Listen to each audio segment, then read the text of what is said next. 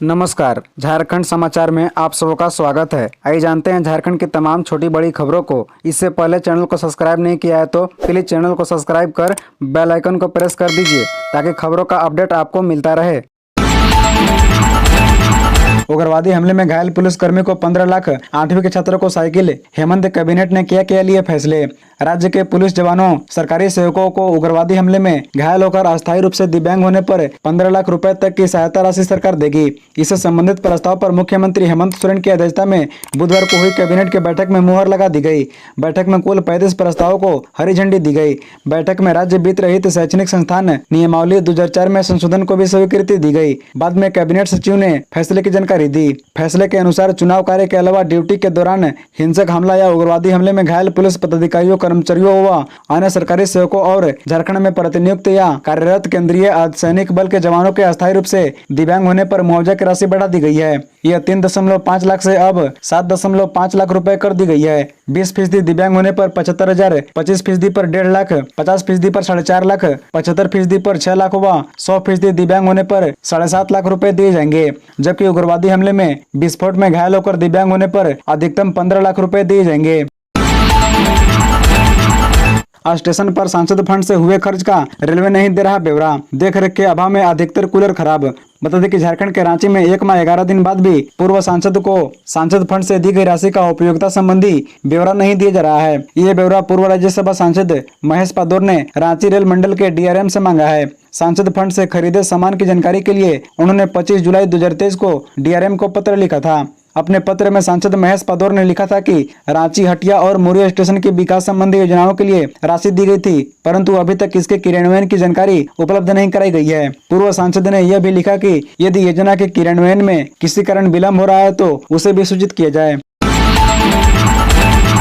कोल्हान से बेदखल होंगे ब्राउन शुगर तस्कर। डीआईजी ने दी तड़ी पार करने की चेतावनी। बता दें कि ब्राउन शुगर के पेडलर यानी तस्करों के खिलाफ कोल्हान प्रमंडल में पुलिस बड़ी कार्रवाई करने जा रही। इसके लिए डीआईजी अजय लिंडा के निर्देश पर पूर्वी सिंहभूम, पश्चिमी सिंहभूम और सरायकेला खरसावां जिलों के पेडलरों की सूची तैयार की जा रही है। इसके बाद जो जेल में बंद है उन पर जेल में ही सीसीए के तहत कार्रवाई की जाएगी। जेल से बाहर है तो उन्हें जिला बदर किया जाएगा। यदि किसी ड्रग पेडलर पर 2 से अधिक मामले हैं तो वह कार्रवाई के दायरे में आएगा। इसके अलावा जो लोग ड्रग पेडलर को प्रत्यक्ष या अप्रत्यक्ष रूप से मदद करते हैं उन पर भी कार्रवाई होगी।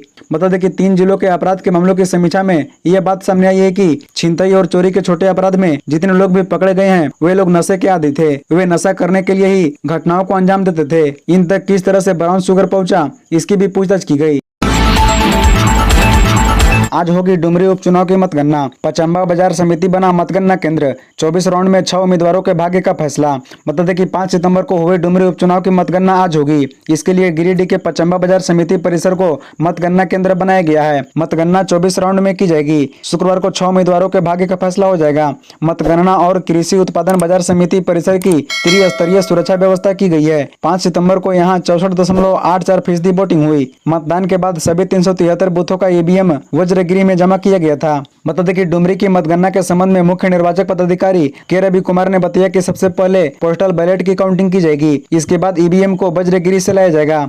मतगणना शुरू होने के 1 घंटे बाद से रुझान आने लगेगा। उन्होंने बताया कि 24 राउंड में पूरी मतगणना होगी। प्रत्येक राउंड में 16 बूथों की काउंटिंग होगी। मतगणना हॉल में इसके लिए 16 टेबल बनाए गए हैं। एक टेबल ईटीबीपीएस के लिए उपलब्ध होगा। एक आरओ का टेबल होगा जिस पर पोस्टल बैलेट की गिनती होगी। कांग्रेस की भारत जोड़ो यात्रा के 1 साल पूरे। रांची की पदयात्रा में शामिल हुए अविनाश पांडे बोले, यात्रा जहां से गुजरी भाजपा को सत्ता बाहर करने उल्टी गिनती शुरू हुई। बता दें कि कल राहुल गांधी की ओर से किए गए भारत जोड़ो यात्रा को 1 साल पूरे हो गए। इस वर्षगांठ के मौके पर देशव्यापी पदयात्रा आयोजित की गई। रांची में आयोजित इस पदयात्रा में कांग्रेस के झारखंड प्रभारी अविनाश पांडे शामिल हुए। यात्रा एल्बर टेका चौक से निकलकर प्लाजा चौक, लालपुर चौक होते हुए बिरसा समाधि स्थल कोकर पहुंची। यहाँ यह यात्रा सभा में तब्दील हो गई। सभा को संबोधित करते हुए अविनाश पांडे ने कहा कि भारत जोड़ो यात्रा एकता और प्रेम की दिशा में उठाए गए करोड़ों कदम देश की बेहतर कल की नींव बन गई है। यह नफरत मिटाने और भारत को एक होने तक जारी रहेगी। भारत जोड़ो यात्रा एक जन आंदोलन है। इसका इतिहास में कोई मुकाबला नहीं है।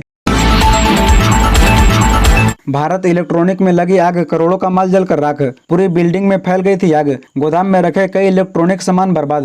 बता दें कि हजारीबाग जिले के बरही धनबाद रोड में संचालित भारत इलेक्ट्रॉनिक्स के संचालक ईश्वर गुप्ता के घर गुरुवार को भीषण आग लग गई, जिसमें करोड़ों रुपए का रखा इलेक्ट्रॉनिक सामान जलकर राख हो गया और कुछ को बचाया गया। हालांकि आग लगने के कारण अभी तक पता नहीं चल पाया है। बता दें कि कल दोपहर लगभग 1 बजे घर में बना गोदाम में अचानक आग लग गया। वहीं इस बात की जानकारी आसपास के ग्रामीणों ने दमकल विभाग की टीम को दी, जिसके बाद दमकल विभाग की टीम मौके पर पहुंची। सैकड़ों की संख्या में ग्रामीणों ने आग पर काबू पाने के लिए घंटों मशक्कत किया, लेकिन आग पर काबू नहीं पाया जा सका और देखते ही देखते आग पूरा मकान में फैल गया। आग बुझाने में पानी की कमी ना हो, इसके लिए कोबरा 203 ने भी अपना वाटर टैंकर भेज दिया।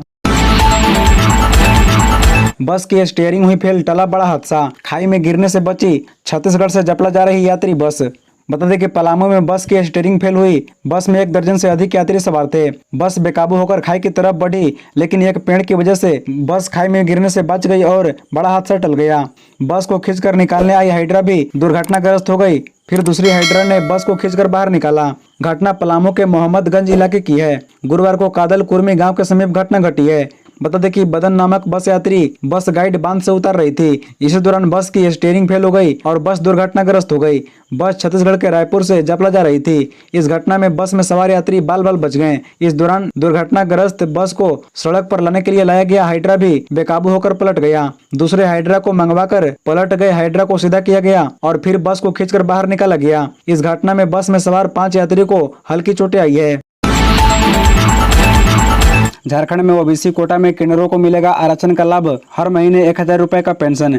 बता दें कि झारखंड सरकार ने किन्नर समुदाय को आरक्षण देने का निर्णय लिया है। मुख्यमंत्री हेमंत सोरेन की अध्यक्षता में मंगलवार को झारखंड कैबिनेट की हुई बैठक में इस आशय के प्रस्ताव को मंजूरी प्रदान की गई। राज्य में अब किन्नरों को ओबीसी सूची के तहत आरक्षण मिलेगा। इसके अलावा झारखंड सरकार ने किन्नरों को हर महीने 1000 रुपए पेंशन राशि भी देने का निर्णय लिया है।